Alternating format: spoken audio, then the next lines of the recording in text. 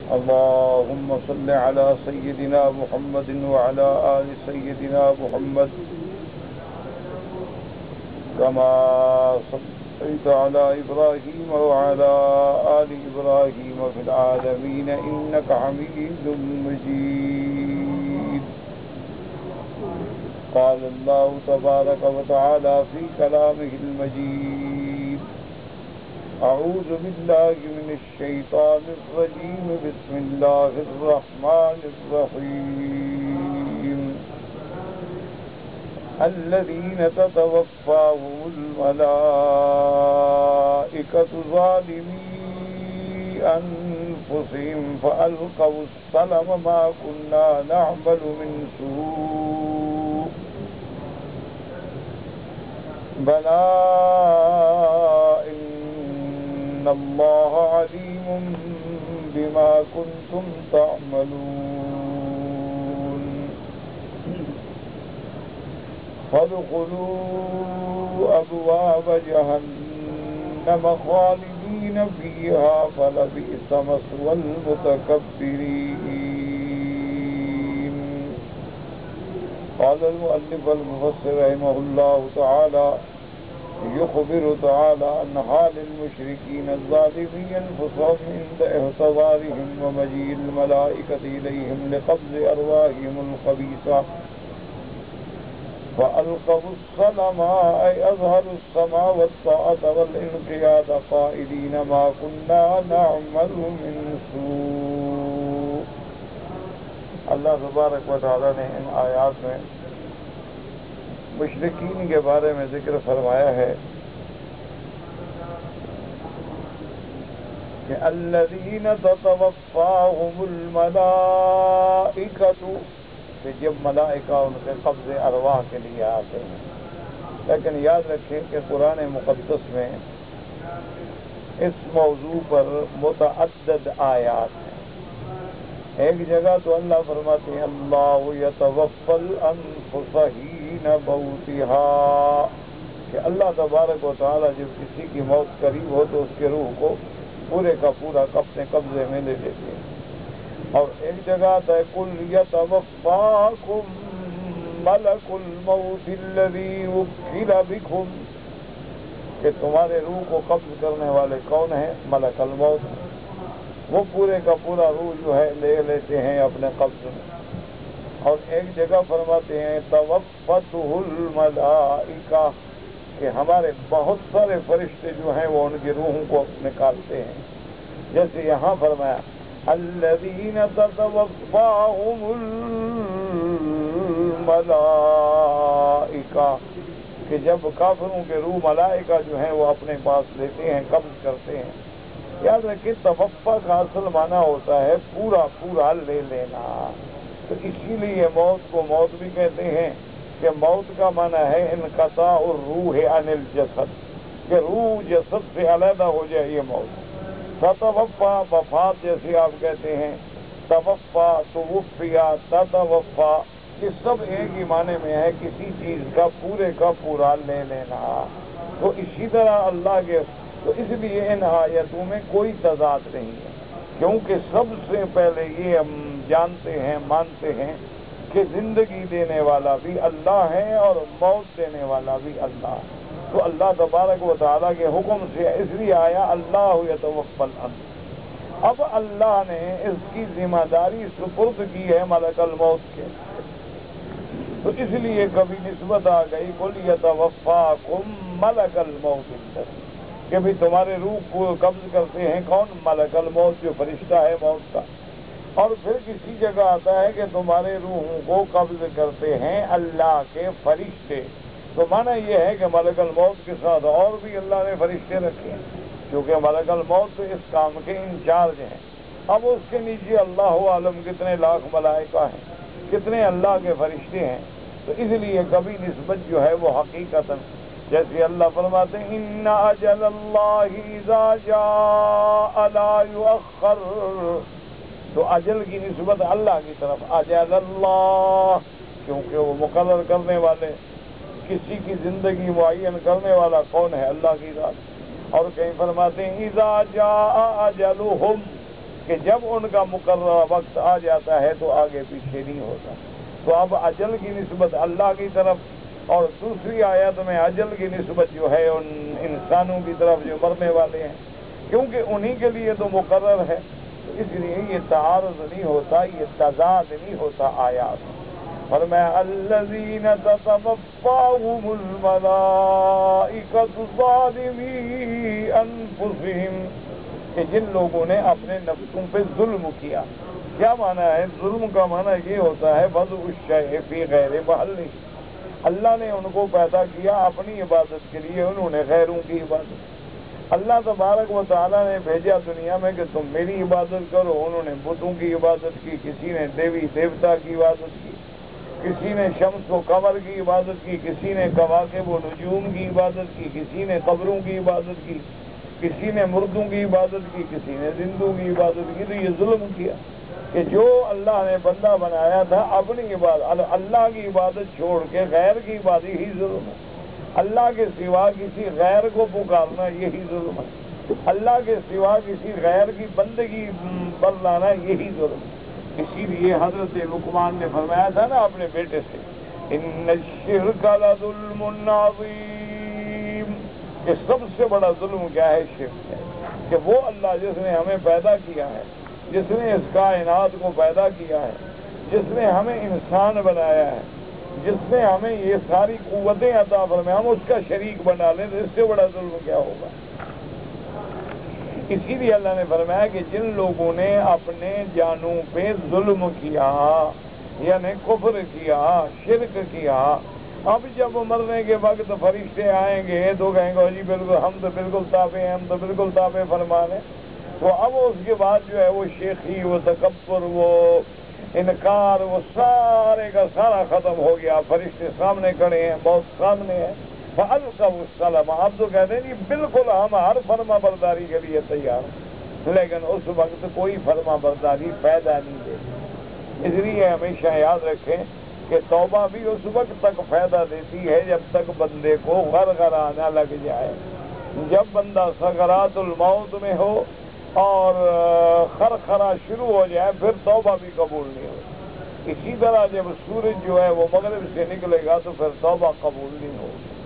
اسی طریقے سے جب اللہ تعالیٰ کا عذاب نازل ہو جائے تو پھر توبہ قبول نہیں ہوگی. جیسے کہ فرعون نے جب عذاب میں آ گیا تو اس نے بھی کہا آمنت بربی موسیٰ و ہارون، لیکن اس کا ایمان قبول نہ کیا گیا. اس لیے اللہ نے فرمایا کہ جن لوگوں نے اپنے نفسوں میں ظلم کیا ہے، جب موت آئے گی اور فرشتے آئیں گے تو اس وقت پھر بڑی فرما برداری کا اقرار کریں. اور اسی لیے ایک بات یہ بھی یاد رکھ لیں کہ علماء کرام فرماتے ہیں کہ دنیا میں اللہ کے منکر بھی پیدا ہوئے، اللہ کے پیغمبروں کے منکر بھی پیدا ہوئے، قرآن کے منکر بھی پیدا ہوئے، صحابہ اہل بیت کے منکر بھی پیدا ہوئے، لیکن موت کا کوئی منکر نہیں ہوا. ہاں مرنے کے بعد دوبارہ زندہ ہونے کے منکر تو پیدا ہوئے ہیں، قیامت کے اور بعض بعد الموت کے منکر تو پیدا ہوئے ہیں، لیکن موت ایسی چیز ہے کہ اس کا کوئی انکار کر نہیں سکتا. کیوں؟ جب ڈنڈا سر میں لگے کوئی انکار کیا کرے گا. اس لیے اب جب موت کی گھڑی آئے گی فرشتوں کو دیکھیں گے تو اب کہیں گے جی ہم تو بڑے فرما بر حاضر ہیں. اللہ پاک خبر دیتے ہیں مشرکین کی جن لوگوں نے اپنی جانوں پہ ظلم کیا ہے، عند احتضارہم، جب ان پر موت کا وقت قریب آئے گا، ومجیء الملائکۃ الیہم، جب اللہ کے فرشتے آئیں گے، لقبض ارواحہم الخبیثات، کہ ان کے گندے روحوں کو نکالیں. یاد رکھیں کہ فرشتے تو مومن کے پاس بھی آئیں گے، لیکن مومن کے پاس عزت و اکرام سے آئیں گے. مومن کے پاس جو ہے آئیں گے تو خوشخبری دیں گے. جیسے اللہ فرماتے ہیں ان الذین قالوا ربنا اللہ ثم استقاموا تتنزل علیہم الملائکہ الا تخافوا ولا تحزنوا وابشروا بالجنۃ التی کنتم توعدون. کہ جب مومن پہ موت آتی ہے اللہ کے فرشتے آتے ہیں، کہتے ہیں مومن مبارک ہو مبارک ہو، تمہارے لیے جنت اللہ نے تیار رکھی ہے. ہم تمہیں مبارک دیتے ہیں کہ اللہ کا وعدہ سچا ہے. اور اس کے بعد بڑے ادب سے بڑے اکرام سے اس کی روح کو نکالتے ہیں اور جنت سے کفن لے آتے ہیں. یہ ہم جو کفن دیتے ہیں ہم تو بندے کے جسد کو کفن دیتے ہیں, اور اللہ کے فرشتے جو کفن دیتے ہیں تو اس کی روح کو کفن دیتے ہیں, اور اس اکفان جنت میں لپیٹ کے آسمانوں کی طرف لے جاتے ہیں. اور مومن کی روح جس دروازے سے گزرے گی تو خوشبوئیں پھیل جاتی ہیں, اور ملائکہ پوچھتے ہیں کہ بھئی کس بندے کی روح ہے, تو فرشتے بتاتے ہیں کہ یہ فلاں اللہ کے بندے کی روح ہے. لیکن کافر کے لیے جب ملائکہ آتے ہیں تو ملائکۃ العذاب ہوتے ہیں, اور اس کے بعد چونکہ ارواح خبیثہ ہیں, اجساد خبیثہ ہیں, کافر کے اجساد بھی خبیثہ اور ارواح بھی خبیثہ. اللہ فرماتے فَأَلْقَوْا السَّلَمَ أي أزهر السماء والطاعة والانقياد قائلين ما كنا نعمل من سوء. اب جب ملائکۃ العذاب کو دیکھیں گے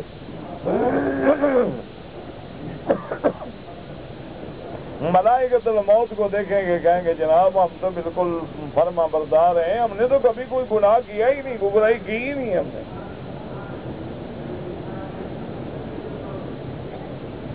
یہ اسی طرح ہے کہ قیامت میں بھی کافر کہیں گے کما یقولون یوم المعاد واللہ ربنا ما کننا مشرکین.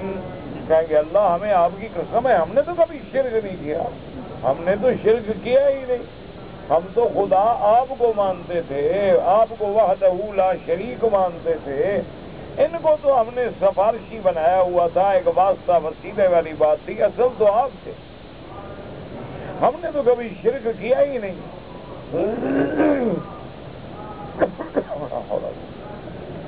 یوم یبعثہم اللہ جمیعا فیحلفون له کما یحلفون لکم. اللہ نے فرمایا کہ قیامت والے دن جب مشرکین سب اٹھیں گے تو اللہ کے سامنے بھی اسی طرح جھوٹی قسمیں کھائیں گے جیسی دنیا میں کھاتے تھے. بھئی دنیا میں بندے کو تو قسم کھا کے دھوکہ دے سکتے ہو, خدا کو کون دھوکہ دے سکتا ہے؟ بندے کو تو پتہ نہیں ہوتا, آپ نے قسم کھائی میں نے اعتبار کر لیا, لیکن اللہ تبارک و تعالیٰ کے آگے تو کوئی چیز چھپی ہوئی نہیں ہے. لیکن عادت جو ہے جھوٹ بولنے کی قیامت میں بھی بولے, عادت جو ہے جھوٹی قسم کھانے کی وہ قیامت میں بھی کھائیں. اسی لیے علماء فرماتے ہیں کہ کوشش کرو کہ دنیا میں کوئی بری عادت نہ بناؤ. اگر بری عادت پہ آدمی راسخ ہو جائے نا, وہی مرنے کے وقت بھی نہیں جاتی. اور حتیٰ کہ جیسے ایک محاورہ ہے, کہتے ہیں یہ عادت ایسی بری چیز ہے کہ مرنے کے بعد بھی قبر پہ طواف کرتی ہے, یعنی آدمی اپنی عادت کو نہیں چھوڑ سکتا. اس لیے ہمیشہ بری عادتوں سے بچیں, برے افعال سے بچیں, برے اعمال سے بچیں, اور برے اصحاب سے بچیں. برے دوستوں سے دوستی رکھو گے تو پھر کبھی آدمی اچھا نہیں ہوتا, کیونکہ آدمی لاکھ نمازی ہو لیکن جب اس کا ماحول غلط ہے, جب اس کا معاشرہ غلط ہے, جہاں رہتا ہے وہ سارے کے سارے دوست غلط ہیں, سارے ساتھی غلط ہیں, تو کس طرح بچ سکتا ہے؟ اس لیے حکم ہے کہ ایسی جگہوں سے دور ہو جاؤ اور ایسے مقامات سے دور ہو جاؤ جہاں تمہاری عاقبت کا خطرہ ہو. اللہ پاک کہیں گے بلا ان اللہ علیم بما کنتم تعملون. اللہ فرمائیں گے بدبختو ہم جانتے ہیں جو کچھ تم نے کیا ہے دنیا میں, ہمارا یہ چھپا ہوا ہے. فادخلوا ابواب جہنم خالدین فیہا فلبئس مثوی المتکبرین. اللہ حکم دیں گے اب جہنم کے دروازوں میں داخل ہو جاؤ. بدبختو ہم سب جانتے اور ہمیشہ جہنم میں رہو گے, اور کتنا برا ٹھکانہ ہے متکبرین کا, جو اپنے تکبر کی وجہ سے مارے گئے, جو اپنے کفر و شرک کی وجہ سے مارے گئے. اے بیس المکیل والمقام والمکان من دار عوان لمن کان متکبرا عن آیات اللہ و اتباع رسلہ. اب مفسر رحمۃ اللہ علیہ فرماتے ہیں فلبئس مثوی المتکبرین. کتنی بری جگہ ہے. مکیل مانا جیسے دوپہر کو آدمی آرام کرتا ہے, کتنا برا مقام ہے, کتنا برا مکان ہے, اور کتنی ذلت والی جگہ ہے کہ جہاں جہنم میں ڈالے جائے. کیونکہ انہوں نے دنیا میں تکبر کیا تھا, دنیا میں استکبار کیا تھا. کیا مانا کہ انبیاء کے پاس جب آتے کہتے یا محمد مصطفیٰ صلی اللہ علیہ وسلم یہ بلال جیسے غریب آپ کے ساتھ بیٹھے، ہم بھی ان کے ساتھ بیٹھے، ہم بھی مسلمان ہو گئے، ان کے برابر ہو جائیں۔ یہ تو غلام ہیں، عبید ہیں، ہمارے نوکر ہیں، ملازم ہیں، ہمارا کوئی مقام ہے کہ ان غریبوں کے ساتھ ہم بیٹھے؟ وَهُمْ يَدْخُلُونَ جَهَنَّمَ مِنْ يَوْمِ مَمَاتِهِمْ بِأَرْوَاحِهِمْ وَيَنَالُ أَجْسَادَهُمْ فِي قُبُورِهَا مِنْ حَرِّهَا وَسُمُومِهَا۔ اب مفسر فرماتا ہے کہ کافر مرنے کے بعد گویا جہنم میں آ گئے، موت کے ساتھ ان کی ارواح جو ہیں وہ اسفل سافلین سجین میں ڈالے جائیں گے، اور ان کے جو بدن قبروں میں ہیں ان کو بھی اس کی گرمی اور عذاب کی شدت پہنچے گی۔ فَإِذَا كَانَ يَوْمُ الْقِيَامَةِ سَلَكَتْ أَرْوَاحُهُمْ فِي أَجْسَادِهِمْ وَخُلِّدَتْ فِي نَارِ جَهَنَّمَ، اور جب قیامت ہوگی تو اللہ ان کے روحوں کو ان کے اجساد میں داخل کریں گے اور پھر ان کو روح مال جسد دونوں کو جہنم میں ڈالیں گے۔ لا يقضى عليهم فيموتوا ولا يخفف عنهم من عذابها۔ اللہ نے فرمایا اب یہ نہیں ہوگا کہ جہنم میں ان کو موت آ جائے اور جان چھوٹ جائے۔ دنیا میں ہوتا ہے نا جی، آدمی بہت بیمار ہو، کہتے ہیں اچھا بھی مر گیا، کہتے ہیں یار اچھا ہوا، بڑی تکلیف میں تھا، بڑے عذاب میں تھا، اس سے بہتر ہے کہ مر گیا۔ چلو اس عذاب سے تو بچ گیا جو بھوگت رہا تھا، لیکن ان کو تو نہ موت آئے گی اور نہ ان کے عذاب میں کوئی کمی کی جائے گی، ہمیشہ جہنم کے عذاب میں رہیں گے۔ کما قال اللہ تعالی النار یعرضون علیہا غدوا وعشیا، صبح و شام آگ پیش ہو۔ وَيَوْمَ تَقُومُ السَّاعَةُ أَدْخِلُوا آلَ فِرْعَوْنَ أَشَدَّ الْعَذَابِ۔ اب جب قیامت کا دن ہوگا تو اللہ حکم دے گی کہ فرعون اور اس کے پیچھے چلنے والے، اس کی اتباع کرنے والے سب کو بڑے سخت عذاب میں داخل کرو۔ وَقِيلَ لِلَّذِينَ اتَّقَوْا مَاذَا أَنزَلَ رَبُّكُمْ قَالُوا خَيْرًا لِلَّذِينَ أَحْسَنُوا فِي هَذِهِ الدُّنْيَا حَسَنَةٌ وَلَدَارُ الْآخِرَةِ خَيْرٌ وَلَنِعْمَ دَارُ الْمُتَّقِينَ۔ جَنَّاتُ عَدْنٍ يَدْخُلُونَهَا تَجْرِي مِن تَحْتِهَا الْأَنْهَارُ لَهُمْ فِيهَا مَا يَشَاءُونَ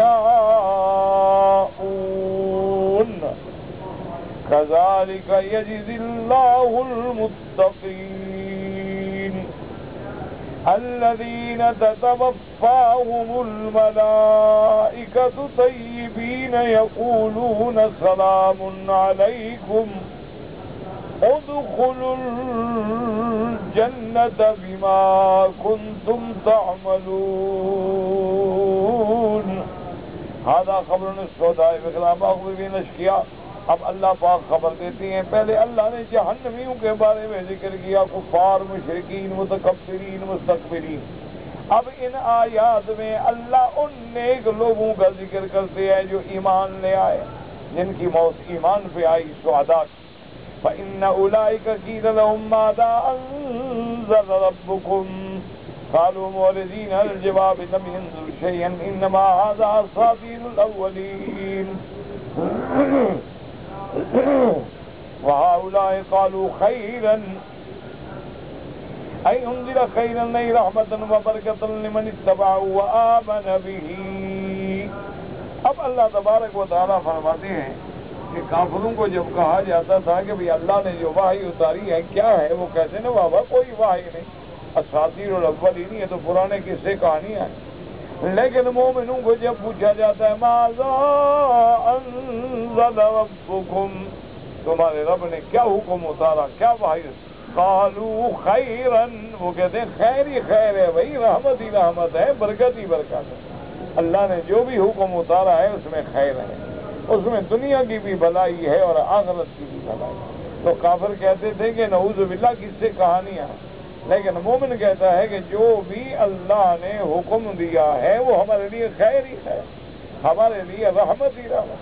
اب دیکھو نا جی کہ بظاہر بندے کو دیکھو کہ کسی کو موت آئے تو آدمی کو دکھ ہوتا ہے کہ بھی باپ مر گیا، دادا مر گیا، عزیز مر گئے، لیکن ایک وجہ سے اس میں کوئی شک نہیں کہ غم ہے، ہم ہے، دکھ ہے، لیکن ایک طرف سے دیکھو تو اللہ کی یہ بھی نعمت، کیونکہ اگر ساری دنیا ہی زندہ رہتی، سارے لوگ حضرت آدم علیہ السلام سے لے کر اس وقت تک زندہ ہوتے تو کیا حال ہوتا ہے؟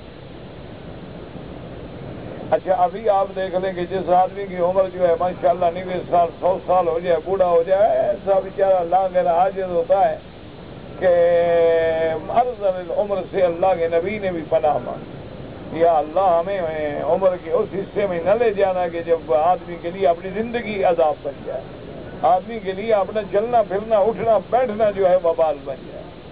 کیا آپ دیکھتے ہیں کہ بوڑھے لوگ ہوتے ہیں بیچارے، پیشاب ہے پتہ نہیں، اگر گندگی لگی ہے پتہ نہیں، وضو کیا کوئی جگہ رہ گئی ہے پتہ نہیں، غسل کیا کوئی مقام بچ گیا ہے پتہ نہیں، کپڑے ہیں ہوا ہے، بستر ہے بدبو ہے، گھر والے ہیں تنگ ہیں، کوئی غریب بھی نہیں جائے۔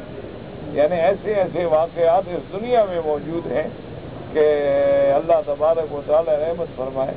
میرے اپنے ایک دوست ہیں، تعلق والے ہیں، میں نے بالکل جب اب چھوٹے قرآن شریف یاد کرتے تھے، یہاں باب ابراہیم میں مدرسہ ہوتا تھا، ہم اس میں قرآن شریف پڑھتے تھے، اور اس کے بعد جیسے جیسے شعور آیا تو ہم نے دیکھا کہ اس اللہ کے بندے نے ایک ایسے جیسے ایک یعنی کھوکھا سا ہوتا ہے، ایک بستہ سا ہوتا ہے، وہ لگا کے کام شروع کیا، اور گھڑیاں وڑیاں یہ بیچتے تھے، اور اتنی محنت کی کہ اپنی اولاد کو کروڑوں میں نہیں اربوں میں جائیداد دی، کروڑوں میں نہیں، کروڑوں روپے میں نہیں، اربہ روپے میں اتنی بڑی جائیداد دی ہے جس کا آپ سوچ نہیں سکتے، تصور نہیں کر سکتے۔ لیکن جب وہ بیمار ہوا ہے، اولاد نے چھوڑ دیا ہے، نوکر کے سہارے پہ پڑا ہے۔ ایک نوکر 24 گھنٹے، کیا وہ لوہے کا بنا ہوتا ہے؟ نوکر بھی تو بندہ ہے نا بھائی، 8 گھنٹے ڈیوٹی کرے گا، 10 گھنٹے کرے گا، 12 گھنٹے کرے گا، اگر اس بیچارے کو بھی تو نیند آ جائے گی۔ اب وہ نوکر تنگ آ کے جب سو گیا، اس کو رات کو پیاس لگی ہے، پیشاب کی ضرورت ہے، حمام جانا ہے، کئی دفعہ بیچارہ گرتا ہے، چارپائی سے نیچے پڑا ہو۔ اولاد اپنی دولت میں، جائیدادوں میں، پیسے میں، گاڑیوں میں، کاروں میں، نوکروں میں، اور اس کے اندر اتنا منہم ہے کہ کبھی کوئی بڑا آدمی آیا ملنے کے لیے تو بیٹھے ہو گیا، ہاں جی ماشاءاللہ ماشاءاللہ، والد صاحب والد صاحب، انا للہ و انا الیہ۔ اسی لیے علماء کہتے ہیں کہ لاکھ کروڑوں جائیداد پیدا کرنے کے بجائے اپنی اولاد کو صالح کرو۔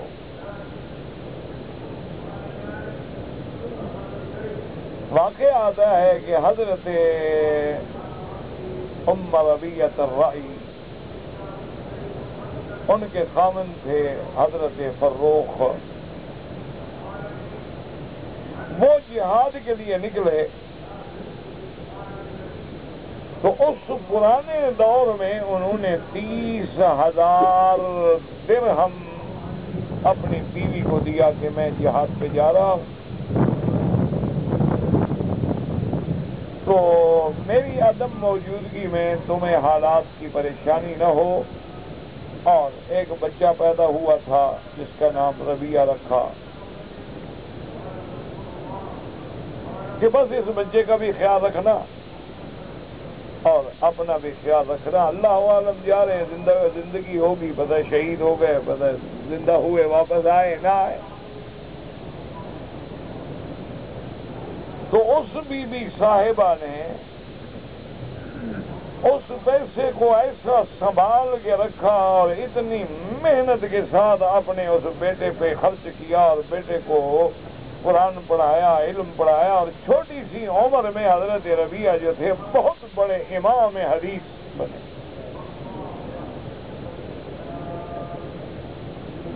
27 سال کا عرصہ گزر گیا، ان کے خاوند واپس نہیں آ سکے۔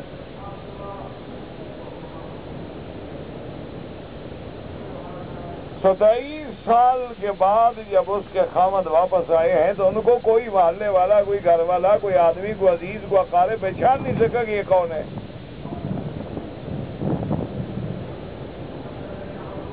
حتیٰ کہ جب انہوں نے اپنے گھر کے دروازے پہ آ کے آواز لگائی تو محلے والے آ گئے، کون آدمی ہے بابا، کیوں دروازہ کھٹکھٹا رہے ہو اس وقت؟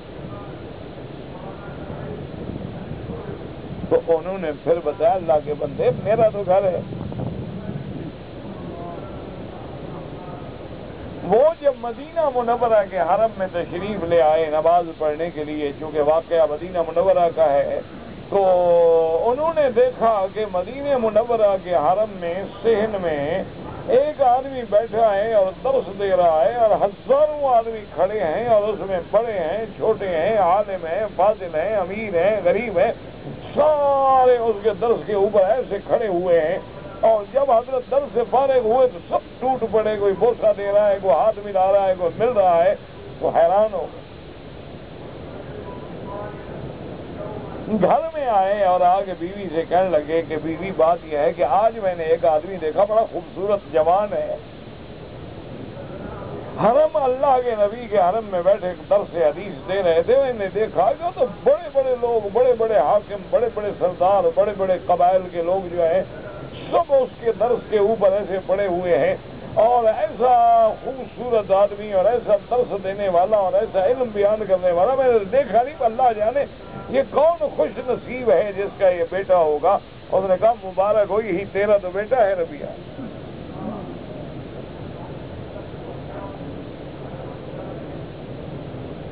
اور جو تو نے مجھے پیسہ دیا تھا وہ میں نے اسی پہ لگایا ہے۔ اس نے کہا حسن تھے۔ اس نے کہا مبارک ہو اپنی بیوی سے کہ تم نے اس پیسے کو بڑے صحیح مقام پہ لگایا ہے، کہ اگر 20,000 کا ہم بزنس کرتے، 60 مل جاتا، لاکھ مل جاتا، 2 لاکھ مل جاتے، تم نے اپنے بیٹے پہ پیسہ خرچ کر کے ایسا خزانہ اس کو علم کا عطا فرمایا جو قیامت تک ختم نہیں ہوگا، کہ جو اس کے علم کو پڑھیں گے، جن کی وجہ سے ان کو ہدایت ملے گی، ان کے شاگرد، پھر ان کے شاگرد، پھر ان کے شاگرد، پھر یہ علم یہ تو قیامت تک چلتا رہے۔ تو اس لیے ہمیشہ علماء کہتے ہیں یاد رکھو کہ اپنے اولاد کے لیے 20 مربع زمین نہ بناؤ، ان کے لیے ملیں نہ بناؤ، ان کے لیے کارخانے نہ بناؤ، ان کی ایسی تربیت کرو، ایسی اصلاح کرو کہ وہ دین والے بن جائیں، تاکہ تیری بھی آخرت بن جائے اور ان کی بھی آخرت بن جائے۔ پیسہ تو معمولی بات، یہ دولت دنیا کما لینا، یہ تو جوئے کھیلنے والے بھی ایک رات میں کما لیتے ہیں، سٹا کھیلنے والے کما لیتے ہیں، کرکٹ کھیلنے والے کما لیتے ہیں، ہاکی کھیلنے والے کما لیتے ہیں، سنوکر کھیلنے والے کما لیتے ہیں، گولف کھیلنے والے کما لیتے ہیں، یہ تو طوائفیں اور میراثی اور کنجر جو ہیں وہ کما لیتے ہیں۔ یہ کون سی بڑی بات ہے؟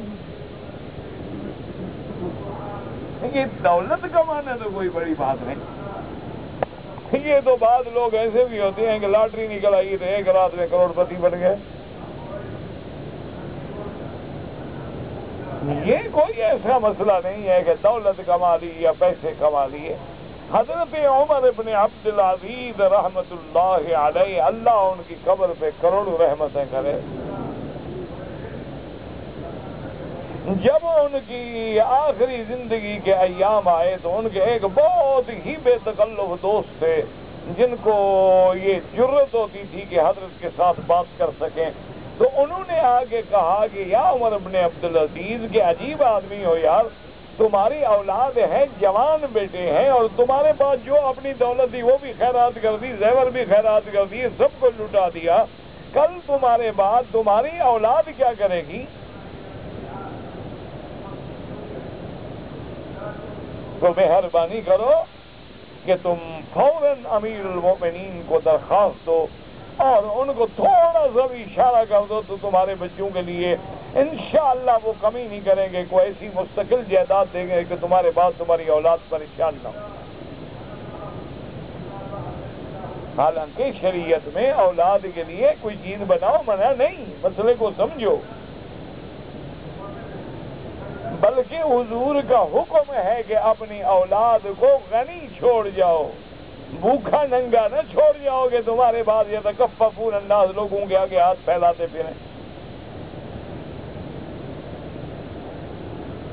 تو حضرت عمر ابن عبد العزیز رحمت اللہ علیہ نے اپنے دوست سے فرمایا کہ بھائی تمہاری بات بہت اچھی ہے، تمہاری ہمدردی کا، تمہاری نصیحت کا تمہیں میری اولاد کا فکر ہے، اللہ تمہیں جزائے خیر دے، لیکن میری بات سنو کہ میری اولاد جو ہے وہ دو قسموں سے باہر نہیں ہو سکتی۔ انہوں نے کہا کیا مانا؟ انہوں نے کہا یا صالحین ہوں گے یا صالحین ہوں گے، یا اچھے ہوں گے یا برے ہوں گے۔ انہوں نے کہا دیکھو نا، میری اولاد جو ہے میرے بعد یا اچھے بنیں گے یا برے بنے۔ اس نے کہا اگر تو میری اولاد میرے بعد صالحین میں ہے تو اللہ قرآن میں کہتا ہے کہ ان ولی اللہ الذی نزل الکتاب وہو یتولی الصالحین، صالحین کی تولی اور کفایت کے لیے اللہ ہے، پھر میری کیا ضرورت ہے ان کے لیے جائیداد بنانے کی؟ اور اگر میری اولاد صالحین میں ہے، برے لوگوں میں ہے، تو پھر میں اب جائیداد بنا کے گناہ وہ کریں اور قبر میں پکڑا جاؤں؟ یعنی ان کو میں کروڑوں روپے دے جاؤں، کل کو عیاشی کریں، شرابیں پئیں، زنا کریں، ڈاکے ماریں، قتل کریں اور پکڑا میں جاؤں؟ تو ایسی جائیداد میں کیوں پیدا کروں؟ تو اس لیے ہمیشہ یاد رکھیں، اللہ تبارک و تعالی آپ کو بھی ہمیں بھی توفیق دے۔ ہمارا تو اپنا حال یہ ہے کہ من نہ کر دم شما حضر بخنید، کہ ہم لوگ خود تو کچھ نہیں کر سکتے، مختار کے غازی ہوتے ہیں ہم لوگ، کردار کے غازی ہم نہیں ہوتے۔ ہم لوگوں کو تقریریں کر سکتے ہیں لیکن خود کچھ نہیں کر سکتے۔ لیکن بہرحال تم تو غفلت نہ کرو کہ صاحب جائیداد بنانے کے لیے بناؤ، اولاد کو ایسا علم دو، صلاحیت دو کہ تمہارے بعد تمہاری قبر کے لیے، تمہارے عروج کے لیے، تمہارے اعمال کے لیے، تمہاری قیامت کے درجات کے لیے وہ کام آنے والا ورنہ اللہ رحمت فرمائے کہ والدین ساری بناتے ہیں اور اولاد مہینوں میں اڑانے کے بعد مانگتے ہیں، کوئی بچے کے عذاب میں مبتلا، کوئی درد کے عذاب میں مبتلا، کوئی مخدرات کے عذاب میں مبتلا، کوئی گندی دولت کے عذاب میں مبتلا۔ انجام یہ ہوتا ہے کہ بچے کھاتے کھاتے مر جاتے ہیں، تو پوچھنے والا بھی نہیں ہوتا کہ کون سا ہے۔ اصل بات یہ ہے اولاد کی تربیت کرو، گھر والوں کی تربیت کرو، اپنی بیٹیوں کی تربیت کرو، اپنے عزیز و اقارب کی تربیت کرو، تمہارے بس میں ہے، باقی اللہ پہ چھوڑ دو۔ اس لیے مفسر رحمۃ اللہ علیہ فرماتے ہیں کہ اب دیکھیں کہ مومن تو یہ کہیں کہ جب پوچھا جائے گا کہ ماذا انزل ربکم قالوا خیرا، انزل خیرا ہے رحمت مبارکۃ، جو اللہ کی اتباع کرے اور ایمان لائے۔ ثم اخبر ما وعد الله عباده فيما انزله على رسله فقال للذين احسنوا في هذه الدنيا حسنة۔ اس کے بعد اللہ تبارک و تعالیٰ نے اپنا وعدہ ذکر کیا جو پیغمبروں کی زبان پہ اپنے بندوں کو پہنچایا کہ جو لوگ اچھے عمل کریں گے ان کا بدلہ اس دنیا میں بھی ملے گا اور آخرت میں بھی ملے گا۔ ہمیشہ یاد رکھو کہ اعمال صالحہ کا بدلہ جو ہے دونوں جہان میں ملتا ہے۔ آج بھی آپ دیکھ رہے ہیں ماشاء اللہ، اگر کوئی بندہ صالح ہے، اگر کسی کی اولاد صالح ہے، وہ دنیا میں بھی مطمئن ہے اور آخرت میں بھی مطمئن ہے، اس کو دنیا میں بھی سکون ہے اور آخرت میں بھی سکون ہے۔ اور اللہ نہ کرے اگر اولاد نہ فرمان ہے تو دنیا بھی جہنم، آخرت بھی جہنم۔ جیسے فرمایا من عمل صالحا من ذکر او انثى وهو مؤمن فلنحيينه حياة طيبة ولنجزينهم أجرهم بأحسن ما كانوا يعملون، بأحسن ما كانوا يعملون۔ اللہ فرماتے ہیں کہ جو بندہ اچھے عمل کرے، چاہے مرد ہے، عورت ہے، لڑکا ہے، لڑکی ہے، ہم اس کی زندگی بہتر زندگی بھی عطا فرماتے ہیں اور قیامت میں بھی ہم اس کو بہتر سے بہتر بدلا دیں گے جو اس نے عمل کیا دنیا میں۔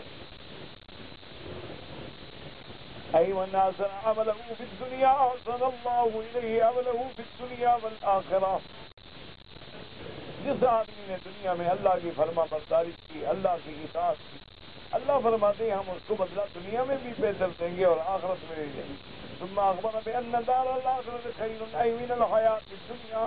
اس کے بعد اللہ فرماتے ہیں میرے بندے غور کرو اس دنیا سے اصل زندگی جو ہے وہ قیامت کی زندگی ہے. والجزاء فيها أتم من الجزاء في الدنيا. اور اصل بدلہ جو ہے وہ آخرت کا بدلہ ہے جو تمہیں ملے گا. فقوله وقال الذين اوتوا العلم ويلكم ثواب الله خیر.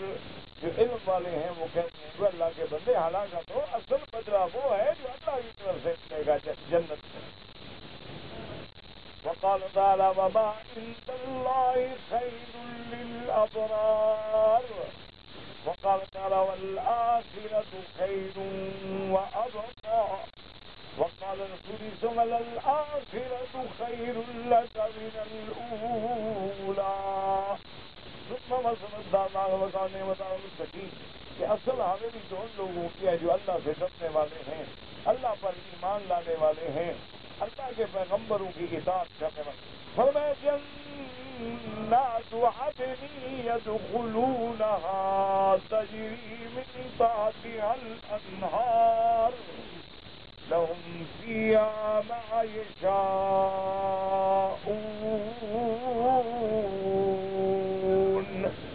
اے جنات بدر جملہ جو ہے یہ بدل ہے. اے لهم في النار جنات عدن. اللہ پاک نے ان کے لیے ایسے باغ رکھے ہیں جن میں وہ ہمیشہ رہیں گے. تجری من تحتها الانہار. اس کا معنی یہ ہے کہ یا تو باغوں کے اندر وہ جنت ہو, یا یہ ہے کہ واقعہ 10 محلوں کے نیچے نہریں بہتی ہوں. لهم فيها ما يشاءون. اور جنت والے جو ہیں جب جنت میں ہوں گے جو چاہیں گے وہ اللہ نعمت عطا فرمائیں. كقوله تعالى وفيها ما تشتهي الأنفس والأعين فيها خالدون. اللہ پاک فرماتے ہیں کہ جنت میں تیرے لیے ہر وہ چیز ہے فيها ما جو تیرا نفس خواہش کرے, جو تیری آنکھوں کی ٹھنڈک بنے اور تم ہمیشہ رہو گے. وفي الحديث أن الصحابة تمر بالملائكة من أهل الجنة وهم جلوس على شرابهم فلا يشتهي أحد منهم شيئا إلا أمطرت عليه حتى إن منهم لمن يقول امطرينا كواعب أترابا ويكون ذلك. ایک حدیث مبارک میں ایسا بھی آتا ہے کہ مومن بیٹھے ہوں گے, اس کے اوپر بادل ہوں گے, وہ جو تمنا کریں گے بادلوں سے برس پڑے گی. جو خواہش کریں گے یہ چاہیے برس پڑے, یہ چاہیے برس پڑے, یہ چاہیے برس پڑے. اچھا بھی مجھے تو حور عین چاہیے برس پڑی, مجھے تو اچھا جی یہ نعمت چاہیے, بس اسی بادل سے ان کے اوپر اللہ فوراً پیدا کر کے ڈال رہے ہیں. كذلك يجزي الله المتقين. أي كذلك يجزي الله كل من عمل واتقى وأحسن عمله. ثم أخبر تعالى عن حال من الاعتبار أنهم طيبون مخلصون من الشرك والدنس وكل سوء. اس کے بعد اللہ تبارک و تعالیٰ فرماتی ہے کہ جب ان کی موت آتی ہے مومنوں کی تو وہ پاک ہوتے ہیں, شرک سے پاک ہوتے ہیں, گناہوں کی میل سے پاک ہوتی ہیں, ہر برائی سے پاک ہوتے ہیں. اندر ملائکہ صلی اللہ علیہ وسلم جنہ ملائکہ کے مومن کو سلام کرتے ہیں, جنت کی خوشخبری دیتی ہیں. فقوله تبارک وتعالى ان الذين قالوا ربنا الله ثم استقاموا تتنزل عليهم الملائكة ألا تخافوا ولا تحزنوا وابشروا بالجنة التي كنتم توعدون نحن أولياؤكم في الحياة الدنيا وفي الآخرة وَلَكُمْ فِيهَا مَا تَشْتَهِي أَنفُسُكُمْ وَلَكُمْ فِيهَا مَا تَدَّعُونَ نُزُلًا مِّنْ غَفُورٍ رَّحِيمٍ. جو مانگو گے جو چاہو گے اللہ دیں گے, اللہ کی طرف سے مہمانی ہے. وقد قدمنا الأحاديث الواردة قبل روح المؤمن وروح الكافر عند قوله تبارك وتعالى يثبت الله الذين آمنوا بالقول الثابت في الحياة الدنيا وفي الآخرة ويذل الله الظالمين ويفعل الله ما يشاء. اب مفسر رحمۃ اللہ علیہ فرماتے ہیں کہ مومن کے روح نکالنے کے وقت کیسے کیسے انعام ہوں گے، کیسے کیسے خوشخبریاں ہوں گی، اور کیسے ملائکہ اکرام کریں گے، اور کافروں کے روح نکالنے کے وقت کیسے کیسے سختی ہوگی، یہ اس آیت مبارک پر ہم ساری تفصیل سے ذکر کر چکے ہیں۔ جب یہ آیت آپ نے پڑھی تھی ثبت اللہ الذین آمنوا بالقول الثابت، اللہم ثبتنا بالقول الثابت، اور قول ثابت کیا ہے؟ لا الہ الا اللہ محمد الرسول اللہ۔ تو اللہ سے دعا بھی کریں اور کوشش بھی کریں کہ اللہ نے ہمیں جو قوتیں دی ہیں وہ اللہ کی اطاعت میں خرچ ہوں، اللہ کی فرما برداری میں خرچ ہوں، اللہ کے انبیاء کی اطاعت میں خرچ ہوں، اعمال صالحہ میں خرچ ہوں، اور اللہ پاک ہمیں برائیوں سے، گناہوں سے، معاصی سے، ذنوب سے محفوظ رکھے۔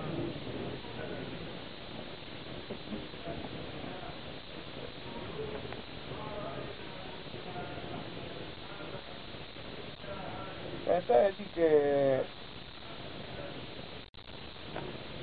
امام جب نماز پڑھاتے ہیں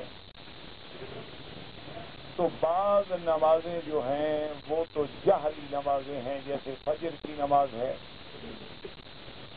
مغرب کی نماز ہے، اور عشاء کی نماز ہے۔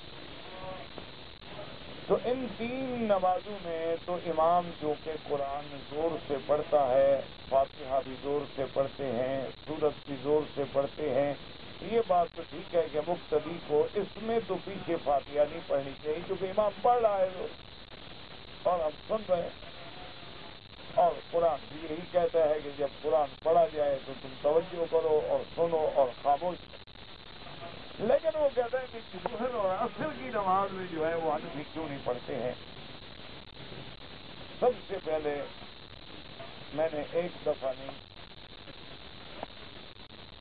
کئی دفعہ عرض کیا ہے کہ خدا کے لیے اللہ کی مخلوق سے اور حضور کی امت سے رحم کرو۔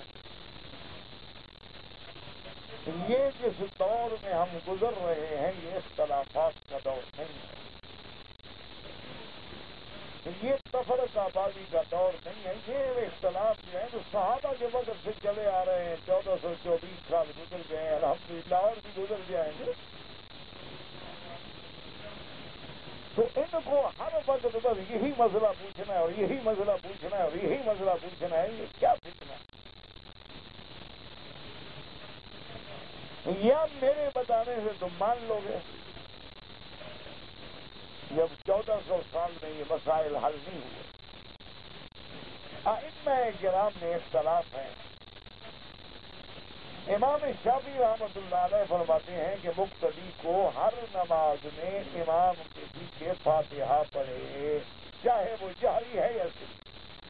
وہ کہتے ہیں امام پڑھ رہا ہے تب بھی پڑھو۔ امام احمد ابن حنبل رحمۃ اللہ علیہ فرماتے ہیں کہ جن نمازوں میں امام زور سے پڑھتا ہے، مقتدی سن رہا ہے، اس میں نہ پڑھے، صرف ان نمازوں میں پڑھے جس میں وہ نہیں سنتا ہے، جیسے ظہر اور عصر۔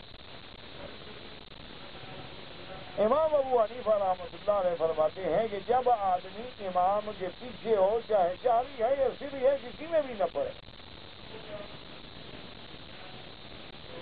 اب یہ دلائل ہیں، احادیث ہیں، یہ علماء کا کام ہے۔ تم نے مسئلہ پوچھا، میں نے بتا دیا، جو تمہارا مسئلہ کا عمل کرو۔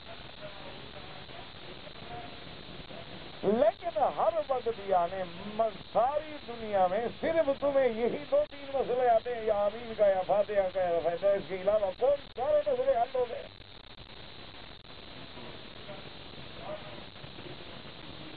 جب حضور نے فرما دیا ہے کہ ایک آدمی جب امام کے پیچھے ہے تو فرمایا جس من کان لہو امام، جس کا امام ہے، فقراءۃ الامام لہو قراءۃ، کہ امام کا پڑھنا جو ہے مقتدی کا پڑھنا ہے۔ اب یہاں یہ تو نہیں فرمایا کہ زور سے پڑھنا ہے تو پڑھنا ہے اور ایسا پڑھنا ہے تو ایسا پڑھنا نہیں ہے۔ اور دوسری بات یاد رکھیں کہ مثلا امام ظہر کی نماز میں ایک ایسی آیت پڑھتا ہے جس میں سجدہ تلاوت آ جائے، امام سجدہ کرے گا، مقتدی کرے گا کہ نہیں کرے گا؟ کیوں؟ آپ نے پڑھا ہے یا سنا ہے؟ جب آپ نے سیدھا تلاوت کب ہوتا ہے کہ جب ہم تلاوت والی آیت پڑھیں یا اور کوئی پڑھ رہا ہو اور ہم سنے تو اب سجدہ تلاوت کریں. وہ تو امام نے پڑھا ہے ایسا نہ ہم نے سنا ہے نہ پڑھا ہے, ہم کیوں سجدہ کریں؟ تو معلوم ہوا کہ امام کا پڑھنا ہمارا پڑھنا ہے کہ جب وہ سجدہ کرے گا ہم امام کے تابع ہیں, ہم سجدہ کریں. اسی طرح سے مثلاً اگر امام بھول گیا, اس نے غلطی کی کہ 4 رکعتوں کے بجائے 3 رکعتیں پڑھ کے بیٹھ گیا, امام سجدہ ساتھ کرے گا, ہم سجدہ ساتھ کریں گے یا نہیں کریں گے؟ کیوں؟ ہم نے غلطی کی ہے, ہم نے تو کوئی غلطی نہیں کی. تو معلوم ہوا کہ امام کی غلطی جو ہے وہی بس ہم اس کی اتباع. تو خدا کے لیے امت کو نہ لڑائیں.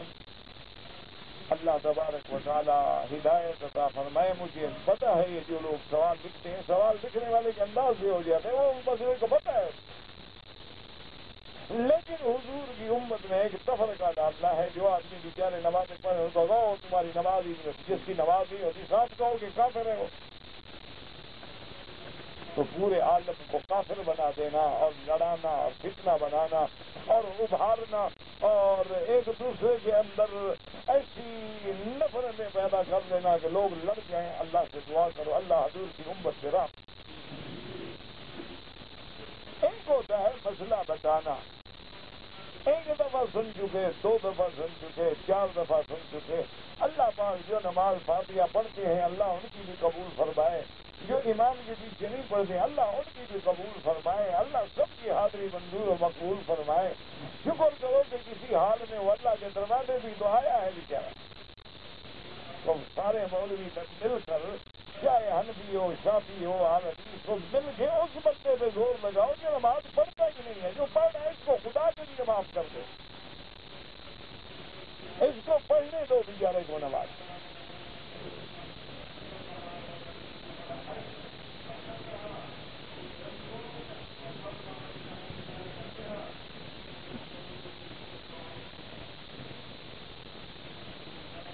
ایک خاتون نے اپنے 2 بچوں کو مار ڈالا تو جہنم میں جائے گی اور قاتل ہے. پرورش کون کرے گا؟ تم ٹھیکیدار ہو پرورش کے, تمہاری کس نے کی تھی؟ نہ رزق کے تم ٹھیکیدار ہو کہ فکر کرو کہ میرے باپ اولاد کو کون کھلائے گا, لہذا مار ڈالو. اسی طرح سارے سوچنا شروع کر دو تو دنیا میں کون رہے گا؟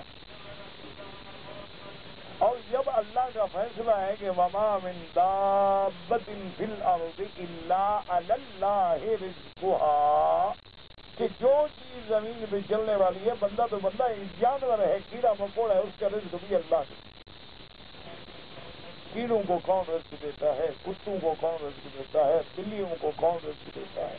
جنگل کے اندر شیروں کو, بھیگیاڑوں کو, سانپوں کو کون رزق دیتا ہے؟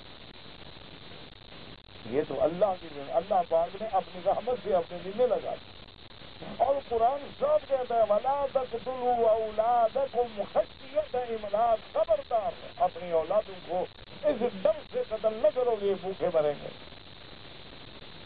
جیسے آج منصوبہ بندی ہے, اپنے ملکوں میں کبھی نہیں کرتے کافر, ہمارے ملکوں میں کرتے. تو یہ ساری چیزیں جو ہیں اگر کوئی عورت ہے قتل کرے گی تو اس کو وہی سزا ملے گی. من یقتل مؤمنا متعمدا فجزاؤہ جہنم خالدا فیہا.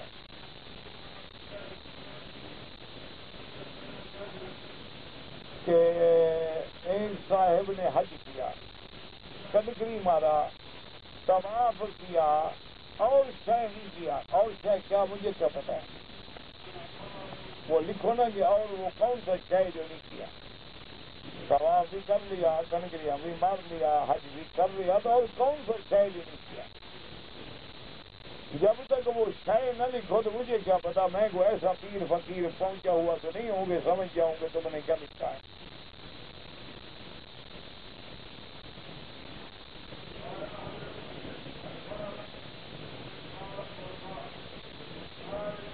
رمضان رکھتا ہوں, شام سے پہلے دعا کیا قبول ہوگا؟ ہاں انشاءاللہ قبول ہوگا. حضور پاک کی حدیث ہے، سرکار دو عالم رحمت دو جہاں نے فرمایا ہے کہ روزے دار کا جب افطار کا وقت آتا ہے تو اس وقت اس کے لیے ایک خوشی ہے، اور ایک خوشی اس وقت ہوگی جب اللہ کا دیدار کرے گا۔ للصائم فرحتان، فرحۃ عند الافطار وفرحۃ عند لقاء الرب، او کما قال رسول اللہ صلی اللہ علیہ وسلم۔ اور اسی طرح ایک حدیث میں آتا ہے کہ افطار کے وقت، یعنی ابھی سورج ڈوبنے سے کچھ دیر پہلے جو روزے دار دعائیں کرتے ہیں وہ اللہ قبول فرماتے ہیں۔ نہیں، یہ تو بات تمہیں یاد ہے کہ حضور فرماتے ہیں کہ دعائیں قبول ہوں گی، لیکن حضور نے فرمایا داڑھی نہ مڈاؤ، شراب نہ پیو، حرام نہ کھاؤ، گناہ نہ کرو، وہ بات یاد نہیں ہے، صرف دعا قبول ہو جائے۔ یہ کیا مطلب؟ یعنی ہر آدمی یہ چاہتا ہے کہ وہ شارٹ کٹ ہو اور کسی طرح نہ نماز پڑھنی پڑے، نہ روزہ، نہ حج، نہ زکوٰۃ، نہ حلال، نہ حرام، بس سیدھا دعا قبول ہو گیا، وجہ نہیں۔ یہ بھی اسی نبی کا فرمان ہے کہ جو آدمی حرام سے کھاتا ہے، حرام پیتا ہے، حرام پہنتا ہے، حرام کھا کے جوان ہوا ہے، لاکھ دعائیں کرے، اللہ یستجاب لکم، کہاں سے تمہاری دعائیں قبول؟ دعا قبول والے وقت تو تمہیں بڑے یاد ہیں، لیکن باقی اللہ کے فرمان، دعائیں تب قبول ہوں گی جب سارے فرمان پہ عمل کرو۔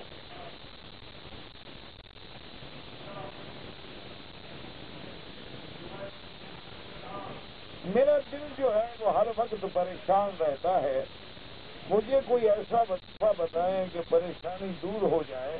یہ تو قرآن میں موجود ہے، وظیفہ مولوی سے پوچھنے کی ضرورت ہی نہیں۔ الا بذکر اللہ تطمئن القلوب، کہ اگر دلوں کا اطمینان چاہتے ہو تو اللہ کے ذکر میں آ جائے۔ اللہ کا ذکر کیا مانا؟ نماز بھی ذکر ہے، طواف بھی ذکر ہے، قرآن بھی ذکر ہے۔ اللہ کے ذکر میں لگو اور پورے دل جوئی کے ساتھ، سکون کے ساتھ، تو دل مطمئن ہو جائے۔ ایک ہی آدمی ہے، وہ لکھ رہا ہے، فارغ بیٹھا تھا، میں خواب میں ڈرتا ہوں تو مجھے لے جائیں، میں آپ کے ساتھ بیٹھا رہوں گا، جب آپ ڈرنے لگیں گے تو آپ پر ہاتھ رکھ کے سلاؤں گا، ٹھیک ہے؟ خواب میں ڈرتے ہو تو گندے کام نہ کیا کرو۔ آخری دو صورتیں جو ہیں وہ زیادہ سے زیادہ پڑھ کے اپنے بدن پہ ہاتھ پھیرا کرو، اللہ رحمت کرے۔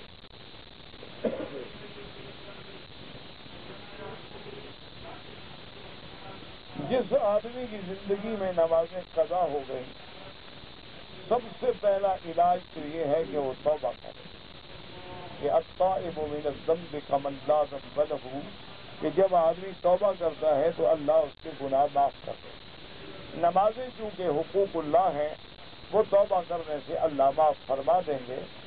لیکن بعض ائمہ کرام جیسے امام ابو حنیفہ رحمۃ اللہ علیہ فرماتے ہیں کہ اگر زندگی ہے، صحت ہے، طاقت ہے، توبہ بھی کرے، اور اللہ کا اتنا عظیم حق ہے کہ قضا بھی کرے، قضا بھی کرے، تاکہ اچھا قضا اب یاد تو ہے نہیں، بس پڑھتا رہے اندازے سے جتنا اس کی ہمت میں ہے۔ وہ کہتے ہیں کہ حضور کی نماز جب قضا ہو گئی تو آپ نے یہ تو نہیں فرمایا کہ صرف توبہ کر لو، لیکن قضا تو پڑھی ہے نا آپ۔ حضور صلی اللہ علیہ وسلم کی نماز جب قضا ہوئی ہے تو فوراً آپ نے جماعت کر کے قضا پڑھی، حالانکہ وقت تو گزر گیا تھا، تو آپ بھی فرما دیتے کہ وقت گزر گیا، صرف توبہ کر لو۔ تو معنی یہ ہے کہ قضا بھی پڑھنی ہوگی، اور قضا پڑھنے کا طریقہ علماء نے یہ بھی لکھا ہے کہ تم نفلیں وغیرہ چھوڑ دو، اس کے بجائے وہی نمازوں کی نیت کر کے پڑھتے رہو۔ ایک تو ثواب زیادہ ملے گا کہ فرض قضا کر رہے ہو نفل کے بجائے، اور جتنا ہو گیا، جو بچ گئی اللہ معاف کرے گا، توبہ تو کر چکے ہو۔ جادو کرنے والا، حضور صلی اللہ علیہ وسلم کی حدیث ہے، من تسحر فقد کفر، او کما قال رسول اللہ صلی اللہ علیہ وسلم۔ بارہ جادو کرنا، کرانا، سیکھنا، سکھانا، یہ سب کفر کی تعلیم ہے۔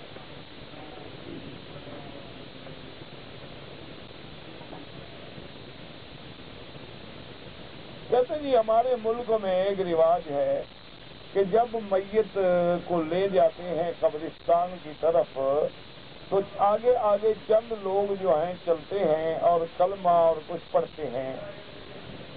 تو جب جنازہ ہوتا ہے جنازہ گاہ میں میت کی چارپائی کے ساتھ قرآن مجید لے کے رکھتے ہیں. یہ سارے بدعات ہیں. ان کا کوئی تعلق قرآن و حدیث سے نہیں ہے. اگر یہ اللہ کا دین ہوتا تو سب سے پہلے سرکار دو عالم رحمت دو عالم سیدنا محمد مصطفیٰ صلی اللہ علیہ وسلم جنہوں نے ہمیں مسح سکھایا، انگلیوں میں خلال سکھایا ہے، پاؤں دھونا سکھایا ہے، غسل کرنا سکھایا، وہ چیزیں چھوڑ دیتے کہ بعد میں مولوی آئیں گے وہ سکھاتے رہیں گے. اچھا اگر ایک میت نے زندگی میں کلمہ نہیں پڑھا تو مرنے کے بعد تم پڑھو گے تو کیا فائدہ ہوگا؟ اسی طرح اگر اس نے زندگی میں قرآن نہیں پڑھا، مرنے کے بعد اس کے میت کے اوپر قرآن پھراتے رہو تو کیا ہو جائے گا؟ کچھ بھی نہیں ہوگا. یہ سارے بدعات ہیں، ان سے بچو.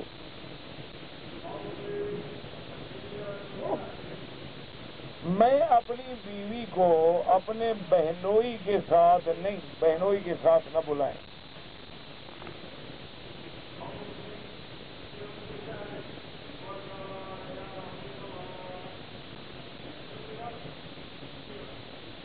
میں پتہ نہیں یہاں پر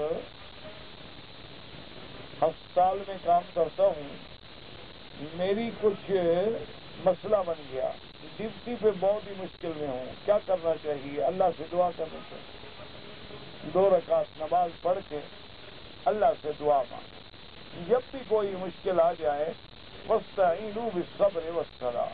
اور صحیح حدیث مبارک میں ہے کہ میرے آقا کو جب کوئی امر مشکل پیش آتا اِذَا حَزَبَهُ أَمْرٌ بَادَرَ إِلَى الصَّلَاةِ أَوْ كَمَا قَالَ. تم بھی 2 رکعت نماز پڑھو اسی نیت سے، یا اللہ میری یہ مشکل ہے حل کر.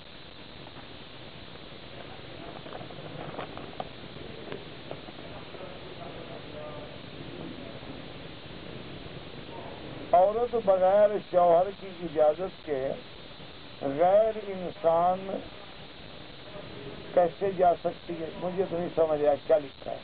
بہرحال کوئی عورت بھی اپنے شوہر کی اجازت کے بغیر اپنے گھر سے باہر نہیں جا سکتی، نہ سفر کر سکتی ہے، نہ حج کر سکتی ہے، اور کوئی کام بھی نہیں کر سکتی.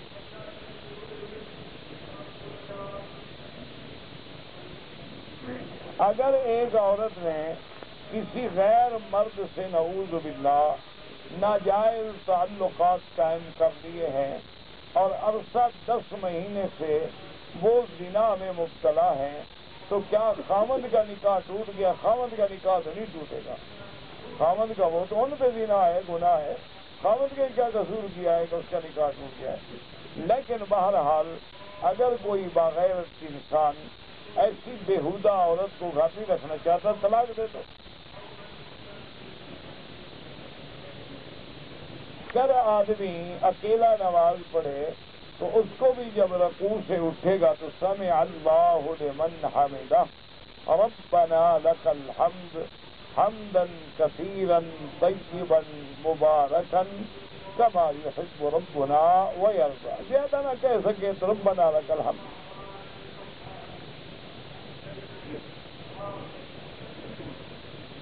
نماز میں ہم 1 دفعہ فاتحہ پڑھیں، ہاں 1 دفعہ پڑھیں.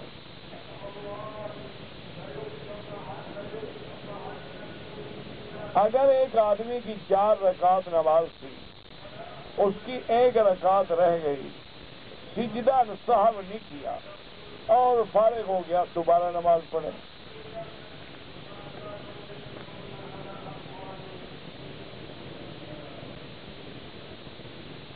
میں 1 سال ہو گیا ہے اللہ سے دعا کر رہا ہوں لیکن قبول نہیں ہوتی، تو کیا اللہ تمہارا محتاج ہے؟ تم ساری زندگی مانگتے رہو وہ نہ سنے، اس کی مرضی. اللہ کے انبیاء 70 سال مانگتے رہے، بعد میں دعائیں منظور ہوں. حضرت یعقوب علیہ السلام اپنے بیٹے یوسف علیہ السلام کے فراق میں کتنا عرصہ رہے. حضرت ایوب علیہ السلام بیماری میں کتنا عرصہ رہے. یہ اس کی مرضی ہے، ہمارا کام مانگنا ہے. وہ بادشاہوں کا بادشاہ چاہے دے دے چاہے دیر کرے. اگر نہ بھی دے تو اس میں ہمارے لیے کوئی بھلائی ہے۔ اگر نماز میں سنتیں نہ پڑھی جائیں تو سب سے بڑی سزا علماء نے لکھا ہے کہ جو آدمی نوافل پڑھتا ہے اگر نوافل چھوڑ دے گا تو سزا یہ ملے گی کہ ایک دن سنتیں چھوٹ جائیں۔ اگر وہ سنتیں پڑھتا ہے اور سنتوں میں کوتاہی کرے گا تو سزا یہ ملے گی کہ حرم عن الفرائض، وہ فرائض سے بھی محروم ہو جائے۔ تو حضور کی سنت جو ہے باقاعدہ پوری کی پوری پڑھا کریں اور کبھی غفلت نہ کریں۔ ربنا تقبل منا انك انت السميع العليم وتب علينا انك انت التواب الرحيم۔ یا الہ العالمین، عالم اسلام پہ اپنی رحمت نازل فرما۔ یا اللہ اس بلد الامین کی حفاظت فرما۔ یا اللہ اس بلد الامین کو امن والا بنا۔ یا اللہ ہر مفتن کے فتنے سے محفوظ فرما۔ یا اللہ ہر مفسد کے فساد سے محفوظ فرما۔ یا الہ العالمین، یا ارحم الراحمین، یہود و نصارہ کی سازشوں کو ناکام فرما۔ یا اللہ حرمین شریفین اور بلد الامین کو قیامت تک امن کا گہوارہ بنا۔ یا اللہ بیماروں کو شفا عطا فرما، بیماروں کو شفا عطا فرما۔ یا اللہ ہماری روحانی، ظاہری، جسمانی، باطنی سب بیماریاں، پریشانیاں اپنی رحمت سے دور فرما۔ یا اللہ بے روزگاروں کو روزگار عطا فرما۔ یا اللہ بے روزگاروں کو روزگار عطا فرما۔